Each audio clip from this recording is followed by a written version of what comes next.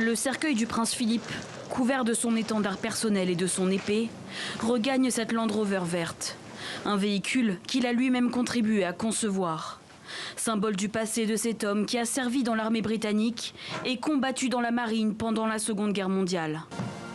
Après un salut militaire, la procession s'élance. Un dernier chemin accompagné par la fanfare dont le prince Philippe a été le colonel pendant 42 ans. Après une minute de silence, l'entrée dans la chapelle Saint-Georges, sous les yeux de la reine Elisabeth, visiblement très affectée.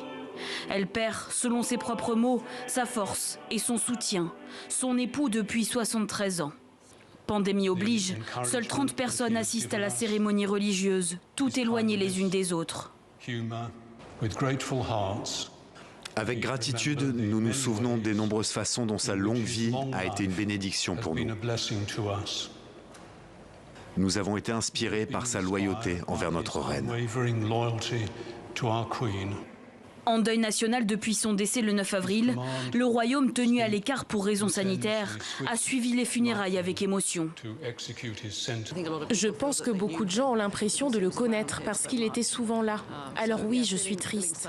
C'est bien qu'il y ait autant de gens qui soient venus pour lui rendre hommage. Je pense qu'il ne s'agit pas d'être triste, mais de célébrer la vie du prince et ce qu'il a fait pour le pays. À la fin de la cérémonie, le cercueil est descendu dans le caveau royal de Windsor. Peu avant les obsèques, la famille royale a dévoilé une photo de la collection privée de la reine. On y voit le prince Philippe à ses côtés, en Écosse, en 2003.